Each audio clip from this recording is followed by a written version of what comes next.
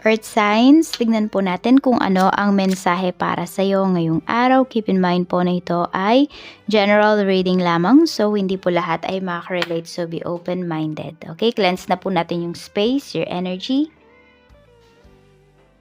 Yung cards natin, ayan.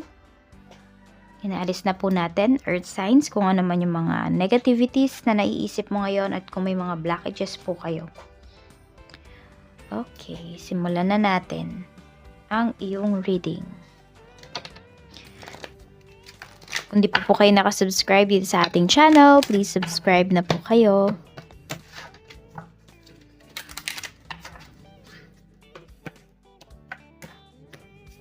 We have a blessing of protection. Ayan. So, ito yung blessing na receive nyo na kagad. Nag-cleanse tayo, okay?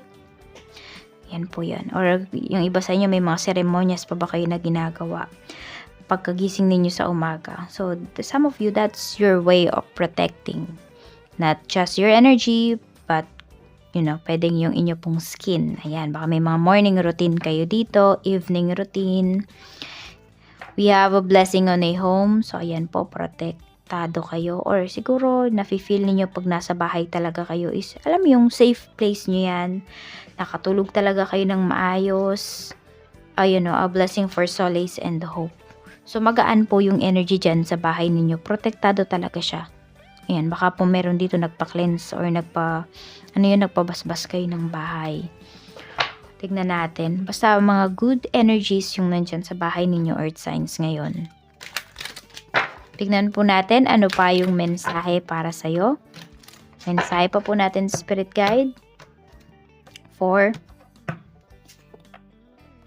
liberation, free yourself. Ayan.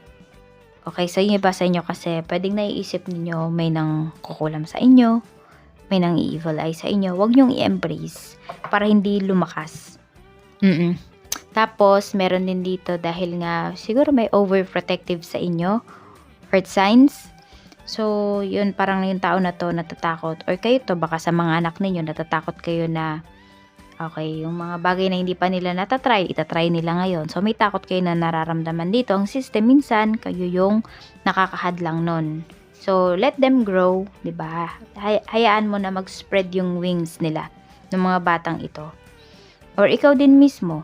Baka ikaw yung nagpa-procrastinate sa mga, ikaw yung pumipigil dito sa magandang flow ng buhay mo.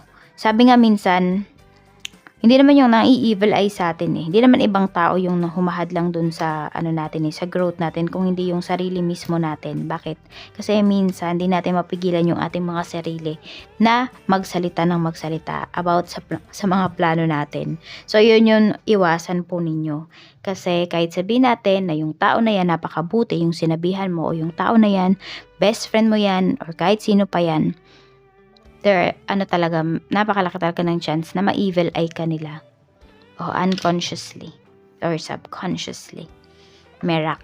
Embrace oneness with the universe. Ayan po. So, kung ano talaga yung binibigay nyo kay universe, yun din yung makukuha ninyo. Kung ano yung sinasabi nyo sa kanya, yun yung makukuha po ninyo. Kaya, di ba, as much as possible, mga good things na yung sabihin mo sa kanya, para yun din yung mag-bounce back sa inyo.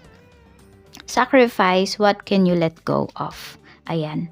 So, ano ba yung kaya nyong i-let go para sa katahimikan? Diba? Oo, hindi naman kasi, minsan kasi, hindi natin kailangan makipaglaban, hindi natin kailangan sabihin lagi yung side natin. Kasi minsan, hindi naman nagmamatter yan eh. Diba? Hindi naman lahat ng tao maintindihan tayo, kaya minsan mas okay pa yung manahimik na lang tayo. Ayan, basta alam mo sa sarili mo naman na wala kang tinatapakan. And syempre, di ba, pag may tumatapak naman na sa inyo, hindi naman na pwedeng manahimik na lang kayo noon. Pero kasi protected naman daw talaga kayo dito. Tignan natin. Ayan, yung iba sa inyo, may alaga ba kayong mga ibon? Donations, tithings, and charitable work. Ayan po. Sabi, give joyfully to the organizations and people who are spiritually support and inspire you. Ito yon, hindi kayo tutulong, hindi kayo magbibigay kasi iniisip nyo kagad may balik sa inyo.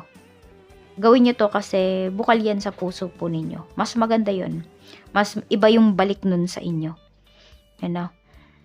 Kesa dun sa, magbibigay ako kasi, ay, nako, 10 folds yung balik niyan. Wag ganun. Kapag tumulong kayo, dapat bukal muna yan sa puso ninyo. Tignan natin kung ano pa yung mensahe para sa'yo, Earth signs, Taurus, Virgo, Capricorn. Pero bago yan, ito po pala yung inyong lucky numbers. We have number 41, 28, 16, 10, 23, and 13. Ayan. Sa trabaho, Spirit Guide, we have Death card. Ayan, meron ba dito bago lang kayo sa trabaho? So, pwedeng iba sa inyo, wala pa kayong 1 month or wala pa kayo, some of you naman wala pa kayong 1 year or magwa 1 year pa lang kayo dito sa trabaho. Or ito yung feeling na mga kasamahan mo, parang feeling nila lagi kang fresh, Earth signs. 3 of Swords, madaming nainggit sa'yo dito sa trabaho. Meron din dito, pwedeng malapit ng sumuko. Yun yung pinapakita. The Sun. Okay. Pero, pwedeng may mai-inspire kayo dito na katrabaho ninyo ngayong araw. So, meron kasi dito parang pasuko na kasi siya. So, pwedeng, ayan, may mabigyan ka dito ng advice na co-worker mo. Huwag kayo mag-alala, ayan, kung kayo naman to, kasi may pinoproblema kayo dito sa trabaho ninyo. Kunwari, parang hindi ninyo matatapos. Kasi we have the Sun naman magandang energy to. This is good news. Clarity po yan. Tignan natin. Baka may nag-iisip dito, you feel na kayo yung matatanggal sa trabaho, ganyan. Pero hindi naman. At saka yung iba naman sa inyo, ayan, kung kayo naman yung nagbabalak na to, meron naman kayo talagang mas maganda pang mapupuntahan. So, pag-isipan nyo lang talaga yung mga kilos po ninyo or mga decisions ninyo dito. Pagdating naman sa negosyo, we have the Devil, ayan.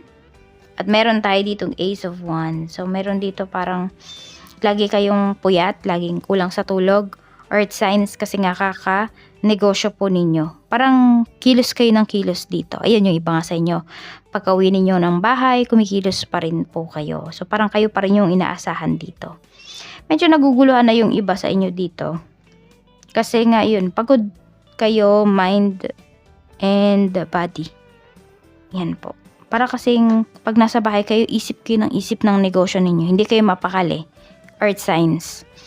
Ayan, parang feeling mo ang dami-daming kailangan gawin pagdating dito sa negosyo. Pag nasa negosyo naman kayo, minsan naman, ang dami-dami yung naiisip na kailangan gawin sa bahay. Yun po.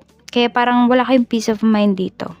So, you take it, one step at a time. One step at a time. Kasi iba sa inyo medyo naapektuhan na yung inyong health dito. Yung sales nyo po, maganda yan ngayong araw na ito. Tignan natin. So, ayun nga, parang hindi nyo na kaya, pero iniisip ninyo, ay, pera din to eh. So, i-accept ninyo. Tignan nyo talaga kung dapat nyo bang i-accept. Kasi baka mamaya ma-stress naman kayo ng sobra. Sa pera naman po, we have 10 of Swords. Ayan yung iba sa inyo, Ang dami nyong sinacrifice dito, pero, ayan po, parang konti lang kasi yung bumalik. Parang feeling mo dito na scam ka.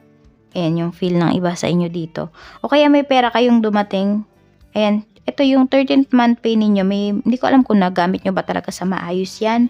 O yung iba sa inyo, meron kayong pinaplano dyan dun sa 13th month pay ninyo, tsaka sa bonuses ninyo. Pero, ang nangyari, hindi nyo yata nagawa. So, ngayon, parang ngayon yung naiisip, sana pala dito ko talaga pinunta yung pera ko. Sana dito ko nalang ginastos yung pera ko. So, medyo may nagsisisi yung iba sa inyo dito, nagsisisi. Ayan. Pero makakabawi pa naman po kayo. Kailangan lang, ano ba yung kailangan yung i-sacrifice? Ano ba yung nagpahirap sa inyo dun last time? Na ayaw nyo na ngayong magpahirap sa inyo. Tignan natin po pagdating sa love life. So, we have the Magician. Maganda yung energy natin dito. So, meron dito parang napapasunod. Napapasunod kasi hindi dahil ginayuma, okay? Napapasunod kasi yung feelings ay still mutual. Sa mga single natin, we have 9 of Cups. So, maraming single natin dito. Happy naman kayo kahit single kayo. And yun nga, pwedeng madami kayong na-attract dito na mga tao. Yan po. Madaming attracted sa inyo. Sa mga in a relationship, we have 5 of Cups. Okay? So, ito medyo may nanghihinayang dito sa oras.